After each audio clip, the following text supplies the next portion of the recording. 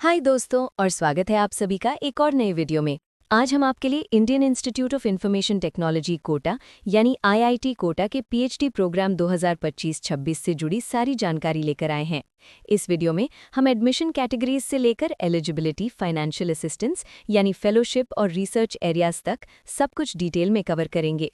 तो बने रहिए हमारे साथ और जानिए आईआईटी कोटा में पीएचडी करने के लिए आपको क्या कुछ जानना जरूरी है। सारी इंपॉर्टेंट लिंक्स इस वीडियो का डिस्क्रिप्शन में मिल जाएगा और हमारी वेबसाइट newacademy.com विजिट करें। अगर आपको ये वीडियो पसंद आए तो इसे लाइक ज़रूर करें और ऐसे ही और वीडियोस के लिए हमारे चैनल को सब्सक्राइब करें। बेल आइकन दबाना ना भूलें ताकि आप time sponsored, part time external sponsored और part time IIT Kota project staff. Application की कुछ इंपॉर्टेंट डेट हैं। ऑनलाइन एप्लीकेशन 30 अगस्त 2025 को शुरू होगी और इसकी आखिरी डेट 29 सितंबर 2025 है। रिटन टेस्ट और इंटरव्यू दोनों 10 अक्टूबर 2025 को आईआईटी कोटा के परमानेंट कैंपस रणपुर कोटा में ऑफलाइन मोड में होंगे। शॉर्टलिस्टेड कैंडिडेट्स की प्रोविजनल लिस्ट 1 अक्टूबर 2025 तक इंस्टीट्यूट की वेबसाइट पर डिस्प्ले कर दी जाएगी। फाइनल रिजल्ट इंटरव्यू के 10 दिनों के अंदर जारी कर दिया जाएगा। एप्लीकेशन फॉर्म और fee payment links IIT Kota की ऑफिशियल वेबसाइट iitkota.ac.in PhD/procedure पर उपलब्ध हैं। एडमिशन और अन्य जानकारी के लिए आप आईआईटी कोटा की पीजी प्रोग्राम्स की ऑर्डिनेंस और iitkota.ac.in/ऑर्डिनेंस भी चेक कर सकते हैं। Full time with institute assistantship category के लिए स्टूडेंट्स को गेट, यूजीसी नेट या किसी नेशनल लेवल एग्जाम और आईआईटी कोटा द्वारा कंडक्ट किए गए इंस्टीट्यूट लेवल एग्जाम के आधार पर चुना जाएगा। Full time with own scholarship जैसे कि सीएसआईआर और यूजीसी नेट जेआरएफ के कैंडिडेट्स के लिए भी यही सिलेक्शन क्राइटेरिया लागू है। पार्ट टाइम एक्सटर्नल स्पॉन्सर्ड और part time IIT Kota project staff categories के लिए सिलेक्शन इंस्टीट्यूट एग्जाम पर आधारित है। फुल टाइम स्पॉन्सर्ड स्कॉलर्स या part time external sponsored scholars वो हैं जो public sector undertaking, government department, research and development organisation या किसी रिकग्नाइज्ड प्राइवेट इंडस्ट्री के एम्प्लॉय हैं। Part time IIT Kota project staff category के लिए कैंडिडेट्स जो आईआईटी कोटा में रिसर्च प्रोजेक्ट पर जूनियर रिसर्च फेलो के रूप में एम्प्लॉयड हैं वो पीएचडी के लिए अप्लाई कर सकते हैं। स्पॉन्सर्ड कैंडिडेट्स के लिए 1 साल से ज़्यादा का टोटल वर्क एक्सपीरियंस होना चाहिए और उन्हें स्पॉन्सरिंग ऑर्गेनाइजेशन में कम से कम 1 साल से सर्विस में होना चाहिए। उन्हें अपने एम्प्लॉयर से नो ऑब्जेक्शन सर्टिफिकेट यानी एनओसी भी जमा करना होगा।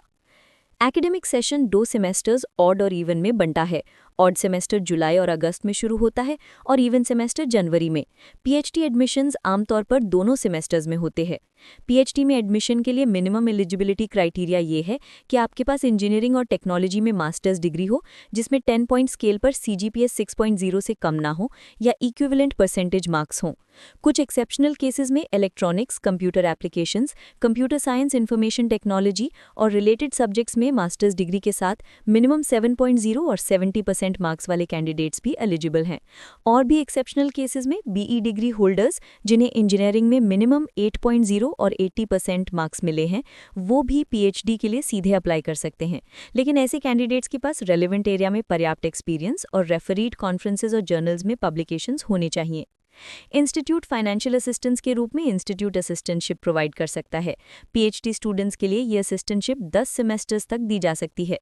Full time with institute assistantship category के स्टूडेंट्स को 31,000 रुपये पर month plus HRA as applicable मिलता है।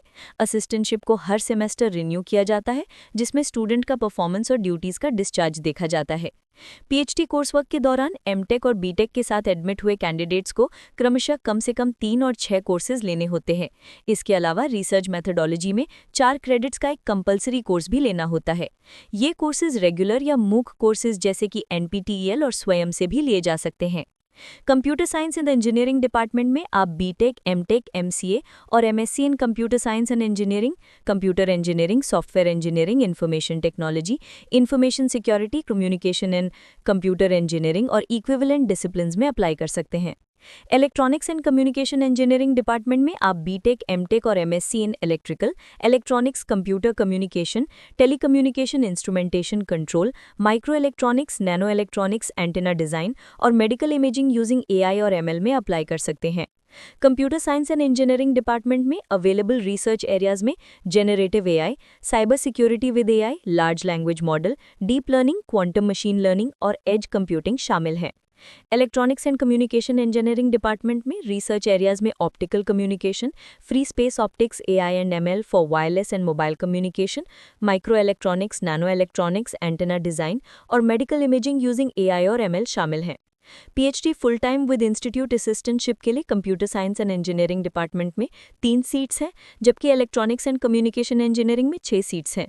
फुल टाइम और पार्ट टाइम स्पॉन्सर्ड कैटेगरीज के लिए कंप्यूटर साइंस एंड इंजीनियरिंग में 4 सीट्स और इलेक्ट्रॉनिक्स एंड कम्युनिकेशन इंजीनियरिंग में 6 सीट्स उपलब्ध हैं।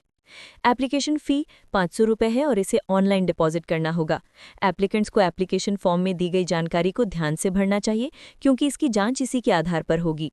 इंटरव्यू के समय सभी ओरिजिनल डॉक्यूमेंट्स जैसे कि हाई स्कूल सर्टिफिकेट, प्रोविजनल और फाइनल डिग्री सर्टिफिकेट, मार्कशीट और कैरेक्टर सर्टिफिकेट लाना जरूरी है। पीएचडी एप्लीकेंट्स को 300 शब्दों से अधिक का स्टेटमेंट ऑफ पर्पस यानी एसओपी भी सबमिट करना होगा। स्पॉन्सर्ड कैंडिडेट्स को अपने एम्प्लॉयर से एनओसी लाना होगा। इस वीडियो में दी गई जानकारी के अलावा आप आईआईटी कोटा की ऑफिशियल वेबसाइट iitkota.ac.in/phd प्रोसीजर पर भी जाकर देख सकते हैं। आप उन्हें admission.pg@iitkota.ac.in पर ईमेल कर सकते हैं या 07442660000 एक्सटेंशन 8822 या 8989 पर कॉल कर सकते हैं। उम्मीद है कि यह जानकारी आपके लिए मददगार साबित हुई होगी। धन्यवाद।